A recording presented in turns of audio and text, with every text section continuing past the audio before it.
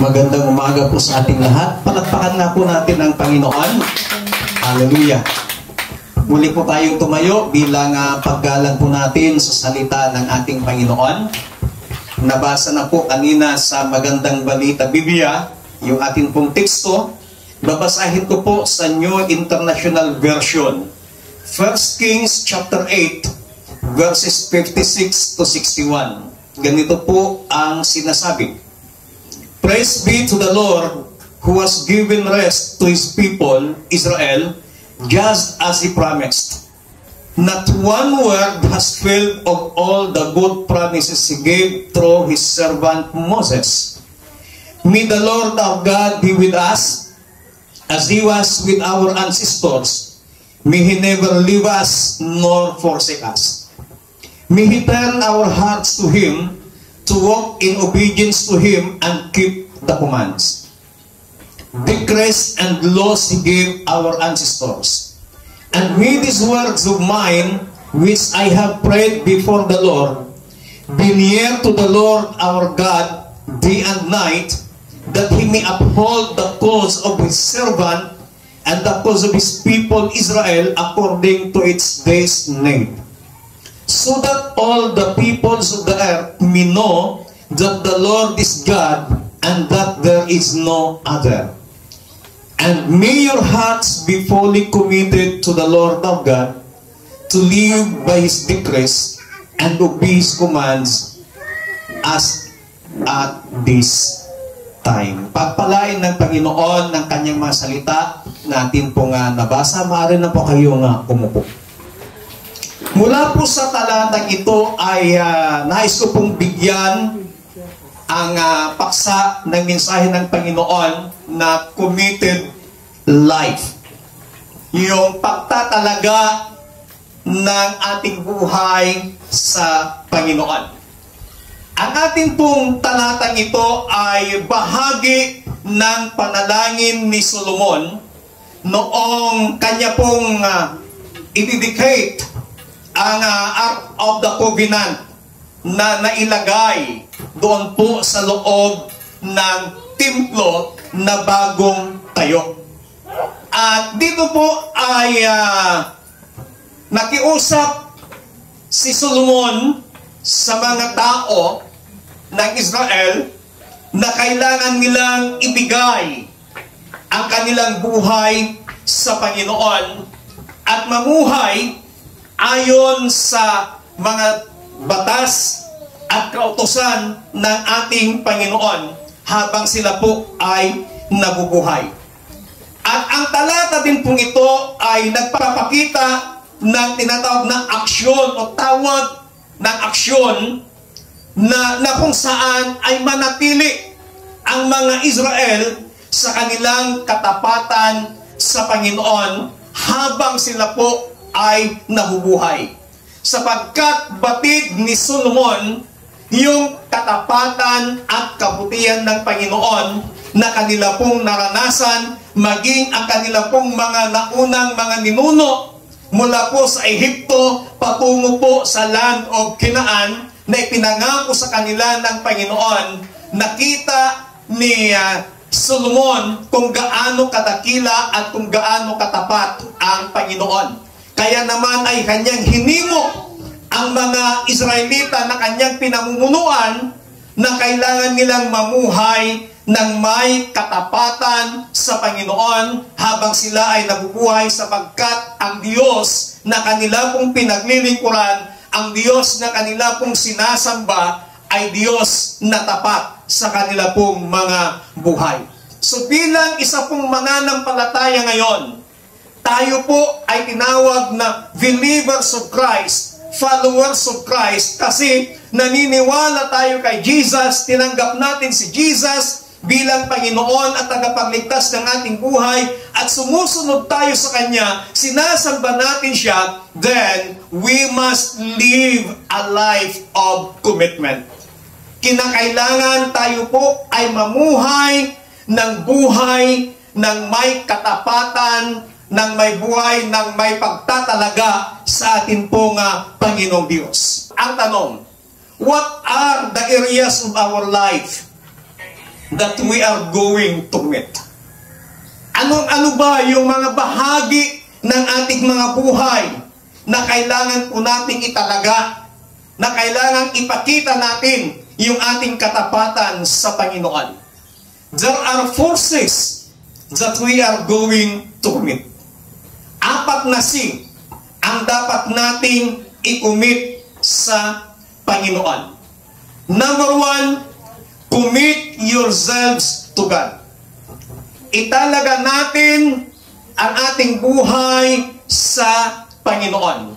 Sa verse 61, ang sabi po dito, and may your hearts be fully committed to the Lord our God, to live by His decrees and obey His commands as at this time. Manatili nga kayong tapat kay Yahweh na ating Diyos. Sundin ninyo ang kanyang mga utos tulad ng ginagawa ninyo ngayon. Ang sabi ni Solomon sa mga Israelita, na manatili silang tapat sa Panginoon, katulad ng ginagawa nila ngayon. Kung tayo po ay tapat na sa Panginoon, manatili din po tayong maging tapat sa ating Panginoon hanggang sa kanyang muling pagbabalik. Na sa kabila ng anumang sitwasyon ng ating mga buhay, ipakita natin sa Panginoon na tayo po ay laging tapat sa Kanya. How to commit ourselves to God? Papaano natin italaga ang ating buhay o papaano tayo maging tapat sa ating pong Panginoon? Number 1, make God your priority. Gawin mong prioridad ang Diyos sa buhay mo.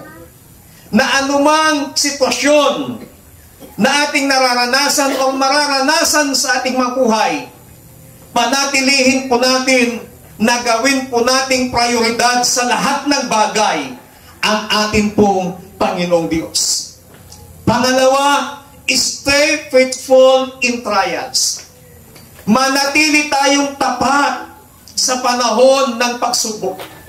Minsan, nasusukat ang ating katapatan. Minsan, nasusubok ang ating katapatan sa Panginoon sa pamamagitan ng mga ibang-ibang pagsubok, sa pamamagitan ng mga ibang-ibang sitwasyon ng ating mga buhay. Sapagkat napakadali lamang ipakita na ikaw ay tapat sa Panginoon kapag wala kang mabigat na pinagdadaanan sa buhay. But, ang sabi po ng salita ng ating Panginoon, na anumang sitwasyon ng ating mga buhay, still ipakita natin na tayo po ay tapat sa Panginoon. Ang ibig pong sabihin, sa panahon man ng kasaganaan, ipakita natin na tayo'y tapat sa Panginoon. Sa panahon man ng mga problema, sa panahon man ng mga mabibigat na pagsubok sa buhay, anumang sitwasyon, anumang bagyo ng buhay ang ating nararanasan, ipakita natin na tayo'y tapat sa Panginoon.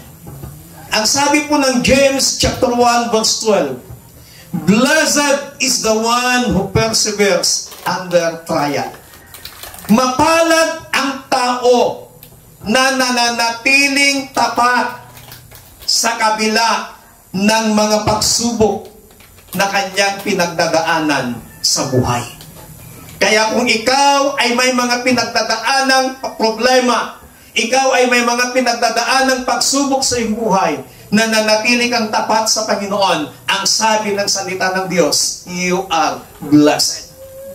Kaya dapat manatili tayong tapat sa Diyos sa anumang pagsubok na ating nararanasan.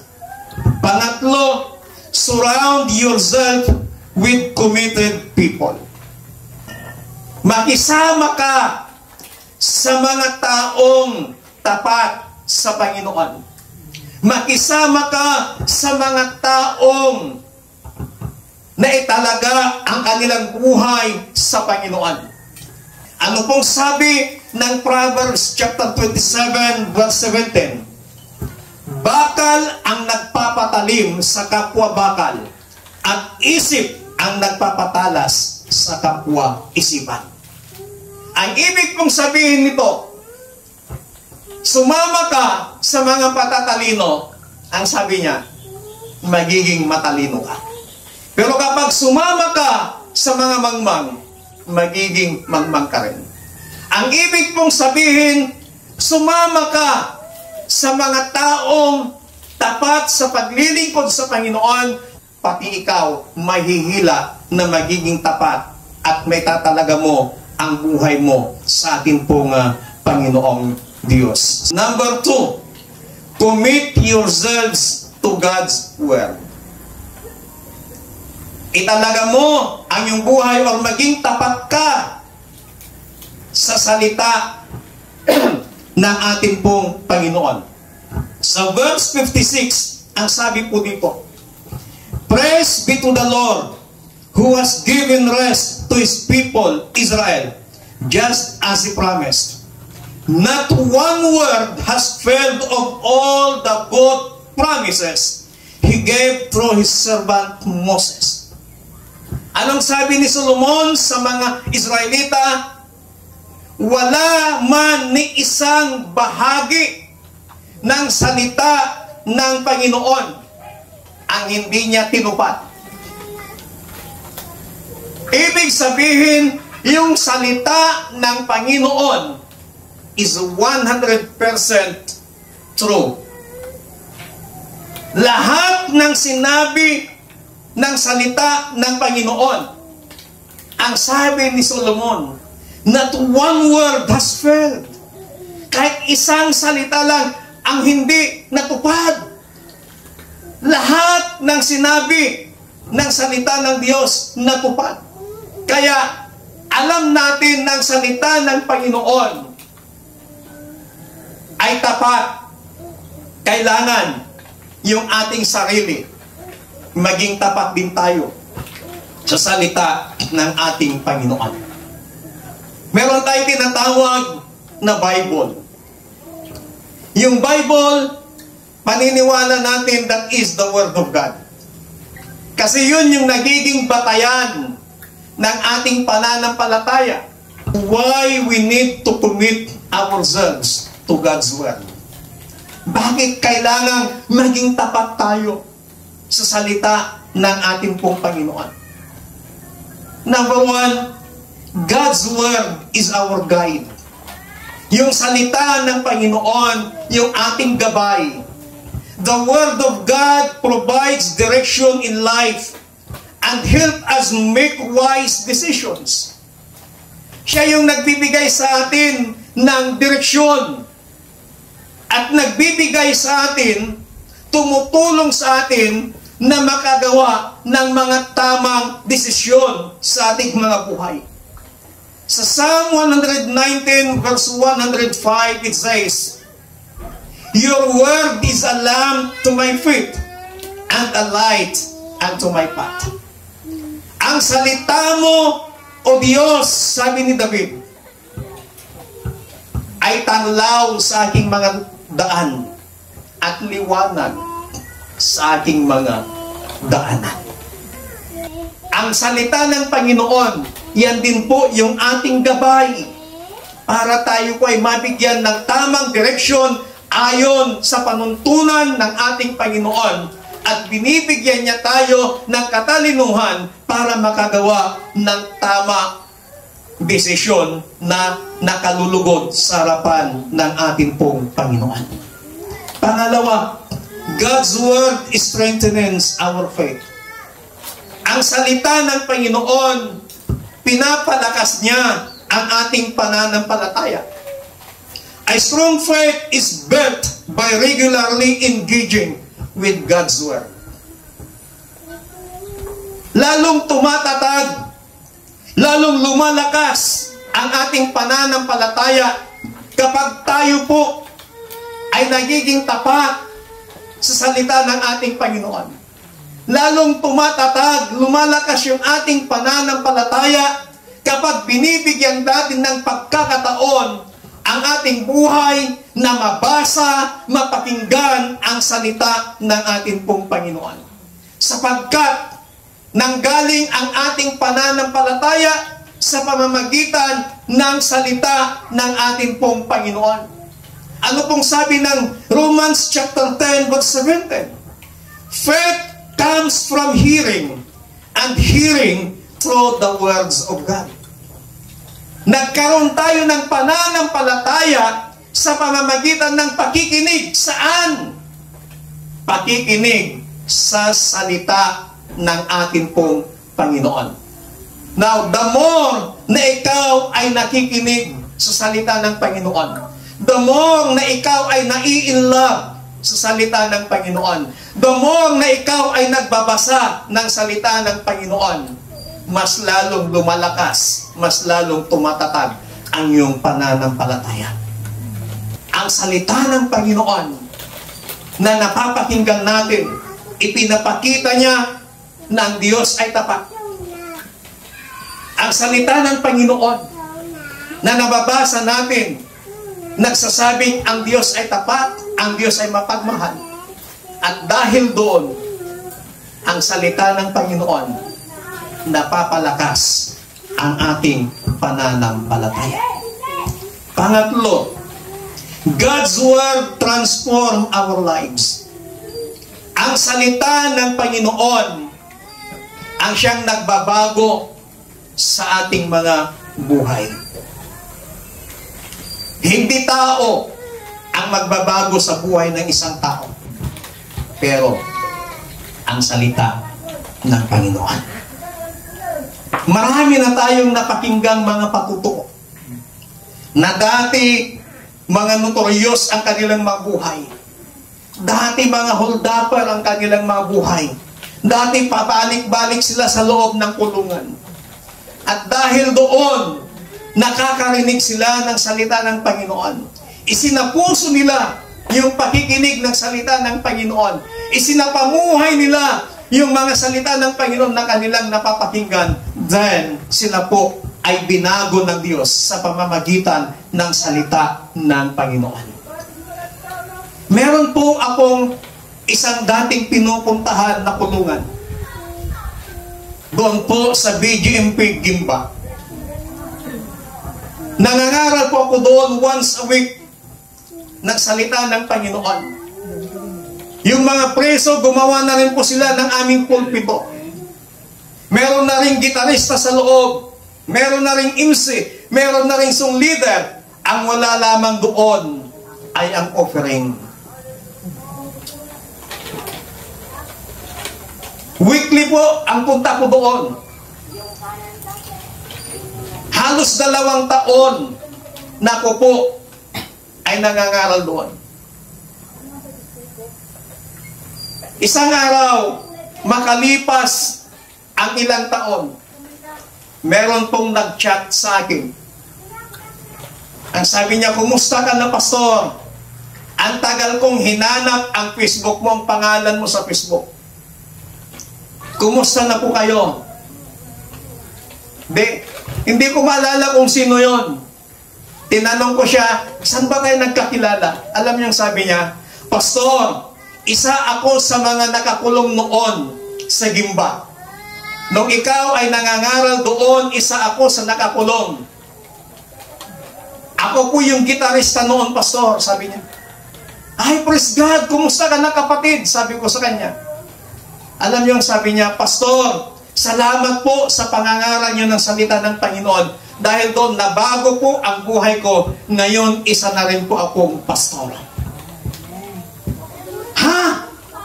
Nung narinig ko yun, alam niyo, lumuhod ako sa aking kwarto, umiyak sa Panginoon. Sabi ko, salamat, Panginoon. Hindi na walang saysay yung sakripisyo ko doon. Hindi na walang saysay yung pangangaral ko ng salita ng Panginoon doon sa mga preso. Meron kang tinawag. Sabi ko sa kanya, kumusta si Mayor? Kasi ang tawag doon sa pinakataas nila doon sa loob ng kulungan, yung nire-respeto nila, Mayor. Ang sabi niya, Pastor, umusad na rin yung kaso niya. Ngayon, Ang pagkakaalam ko, sabi niya, nasa munti na po siya ngayon. Ganun ba? Kumusta yung mga ibang kapatid natin doon? Marami na rin hong napalaya, pastor. At isa sa mga napalaya ay yung isang taga-kuya po. Andun ako sa isang lamay ng patay sa kuya po. Biglang may yumakap sa akin sa likod ko na ang higpit ng yakap niya, ang laking tao. Nagulat ako. Pagtingin ko, ang laking tao, nagpumiglas ako. Ang sabi niya, Pastor, kumusta ka na? Tinanong ko saan tayo nagkakilala? Sinabi niya, Pastor, isa po ako sa mga nakikinig ng salita ng Diyos nung nangangaral ka sa Gimba. Ako po yung nakasuhan ng rape. Ha? Ang nagkaso sa kanya, anak niya. Ang ginawa po natin noon, kinausap natin yung kanyang asawa, kinausap natin yung kanyang anak. Na hindi ko man sinabing iurong nila yung kaso. Pero ang sabi ko lamang sa kanila, bisitahin nyo ang inyong tatay, bisitahin mo yung asawa. Nagsisisi siya sa kanyang ginawa. And then, Pastor, ito po yung misis ko. Pastor, ito po yung anak ko. Namukhaan ko yung babae, ito yung nagdemanda. Pero, happy family na po sila ngayon. Amen? Because of the Word of God. Dahil sa salita ng ating pong Panginoon. Hindi ko po alam kung paano kumilos ang Panginoon sa kanilang mabuhay. But ang tanging alam ko lang, binago sila dahil sa salita ng ating Panginoon. Kaya yung salita ng ating Panginoon na lagi nating napapakinggan, yung Word of God na lagi nating binabasa, babaguhin niya ang buhay ng bawat isa. Kaya wag po tayong mahiya na magbasa ng salita ng ating Panginoon. Wag po nating hayaan na hindi mabuklap yung salita ng ating Diyos. Kung wala po kayong mga Biblia at mayroon kayong mga cellphone, Android phone, or anumang klase ng smartphone, maaari po kayong mag-download ng mga Bibles. Free naman po yun para kahit saan kayo magpunta. Hindi nyo man bit-bit ang Biblia, bit-bit mo ang cellphone mo, then pwede kang magbasa ng salita ng ating pong Panginoon. Yung salita ng Diyos na ating napapakinggan, yung salita ng Diyos na ating nababasa, yung salita ng Panginoon na ating napag-aaralan, kapatid, yan yung salita ng Diyos na maaari niyang baguhin ang takbo ng buhay mo. Marahil sa iba, merong mga pinangarap sa buhay. At dahil sa pangarap, sinabayan niya ito ng gawa. Pero, na-failed. Hindi nag-materialize. Marahil, yung pangarap mong yun, hindi mo sinamahan ng salita ng Panginoon.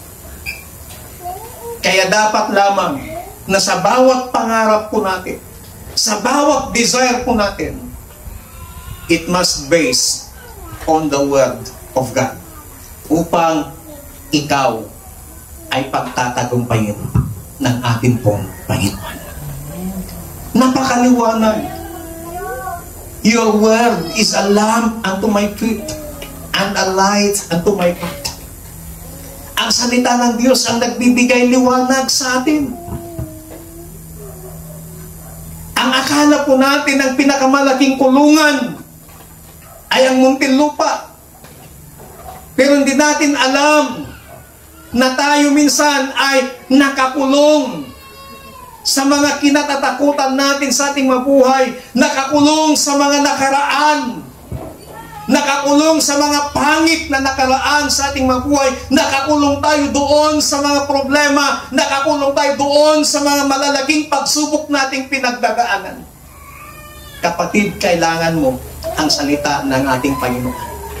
Kailangan natin ang salita ng Diyos na siyang magbabago sa ating mabuhay, na siyang magbibigay liwanag sa ating kaisipan, magbibigay liwanag sa ating mga daraanan, magbibigay ng direksyon, ng tamang direksyon kung papaano tayo lumakad, kung papaano natin lumakad na nakalulugod sa harapan ng ating Panginoon. Ang salita ng Diyos, ito yung nagbibigay liwanag upang tayo bigyan ng tamang direksyon kung papaano natin mapapurihan, kung papaano natin isapamuhay ang mga alituntunin ng ating Panginoon sa ating mga buhay habang tayo po ay nabubuhay dito sa ibabaw ng lupa. Ang sabi ng salita ng Panginoon in the book of Isaiah, na hindi babalik sa Diyos ang kanyang mga salita na hindi naganap ang kanyang nasa. Kapatid, as long as na nakapakinig ka ng salita ng Diyos na ipinapangaral ng mga iba't ibang mga ngaral, yung salitang yun ng Panginoon na napakinggan mo, pumasok sa tainga mo, pumasok sa puso mo, yung salitang yun ng Panginoon, hindi babalik sa Diyos na hindi naganap ang kanyang nasa. Ano ba yung nasa ng Panginoon? Mabago ang taong yun. Maligtas ang taong yun. Kaya yung salita ng Panginoon, napakahalaga. Kaya I encourage you, brothers and sisters, na ating bigyan ng pagpapahalaga ang salita ng ating Panginoon. Paglaanan natin ng oras, paglaanan natin ng panahon para basahin ang salita ng Panginoon. Paglaanan natin ng oras, paglaanan natin ng panahon para pakinggan ang salita ng ating pong Panginoon. The Word of God, kaya niyang baguhin ang buhay ng bawat isa po sa atin. Ang salita ng Panginoon, palalakasin niya, patatatagin niya ang iyong pananampalataya. At ang salita ng Panginoon, gagabayan ka niya sa lahat ng bagay na iyong gagawin. So kailangan i-devote natin, i-commit natin ang ating sarili sa salita ng Panginoon. At i-devote natin, i-commit natin ang ating sarili sa Diyos na ating pinaglilingkuran. Sapagkat kapag ginawa po natin yon, ang salita ng Panginoon buhay. At ang sinabi ni Solomon sa mga Israelita, not even one word failed. Na kahit isang salita lamang ng Diyos, hindi natupad. Pero lahat ng salita ng Panginoon na kanyang binitawan mula pa noong unang panahon hanggang sa ngayon, tinutupad ng Diyos. Why? Ang Diyos nating pinaglilingkuran, ang Diyos nating sinasamba, He is a faithful God. Tapat siyang Diyos. Minsan hindi tayo nagiging tapat sa Kanya, pero nananatili pa rin siyang tapat sa atin, tapat sa mga pangako niya sa atin. Ilang beses na ba nating naranasan yung katapatan ng Panginoon? Marahil marami na pong pagkakataon na naranasan mo yung katapatan ng Panginoon. At dahil doon, there's no reason na po siguro para ikaw ay hindi maging tapat sa Panginoon. We must commit ourselves to God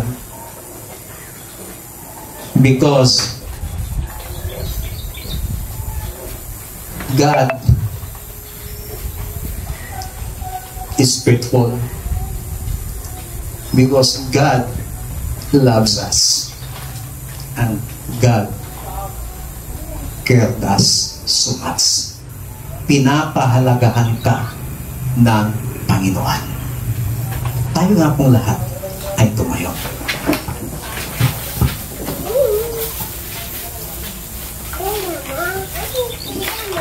Pinapahalagahan po tayo ng salita ng Panginoon. Pinapahalagahan po tayo ng Diyos. At dahil sa pagpapahalaga ng Diyos na yan sa atin, nung siya'y bumalik sa langit, nag-iwan siya ng kanyang mga salita na siyang magiging gabay po natin. At dahil sa pagpapahalaga na yan ng ating Panginoon sa atin, hindi lamang kanyang masalitang kanyang iniwan, even His Holy Spirit ay kanya pong iniwan para tayo po ay tulungan, gabayan sa lahat ng ating makahinaan, sa lahat ng mga bagay sa ating mabuhay. Kapatid, ang Diyos, labis kanyang pinapahalagahan. Pahalagahan po natin ang Diyos. Pahalagahan po natin ang salita ng Panginoon. Ang gusto ng Diyos, mabago ang buhay ng bawat isa po sa atin. The Word of God is very powerful. The Word of God is true. And the Word of God guide us, give us direction. Kung minsan, parang nalilito tayo na gumawa ng isang decision sa ating buhay, you need the Word of God upang ikaw ay kanyang bigyan ng karunungan para gumawa ng tamang decision. Hallelujah. Muli nga nating awitin yung inawit natin kanina, na isang pusong tapat ang nais natin sa Panginoon. Gawin nating panalangin ito na isang pusong tapat ang likhain sa atin ng Diyos. Hallelujah. Pusong dalisay ang ating nais, nalikhain mo Diyos para sa akin. Pusong dalisay ang ating nais, nalikhain mo Diyos para sa akin. Isang pusong tapat na sa'yo'y nagmamahal, isang pusong sa'yo'y walang alinlangan, isang pusong itinitipon na ika'y parangalan. Pagpupoy, pagpupoy sa'yo nais. Ang tukoy pagpupoy, ang tukoy pagpupoy sa'yo nais. Kapatid, sana ito yung panalangin mo sa Panginoon sa umagang ito, na maging tapat ang ating puso sa Panginoon. Panginoon, sa umagang ito, salamat po sa inyong masalita namin pong napakinggan. Muli mo kaming pinalalahanan na kailangan naming i-commit ang aming sarili sa aming Diyos na buhay. Kailangan naming i-commit ang aming sarili sa iyong masalita, sapagkat ang salita mo ay buhay at makapangyarihan. Ang salita mo ang siyang magbabago sa buhay ng bawat isa. Ang salita mo, Panginoon, ay tapat. Ang salita mo, Panginoon, wala ka pang hindi tinupad sa iyong masalita. Makapangyarihan ang iyong masalita. And precious Holy Spirit, help us We need your help. Tulungan mo kami na maging tapat sa Diyos at maging tapat sa salita ng aming Panginoong Diyos.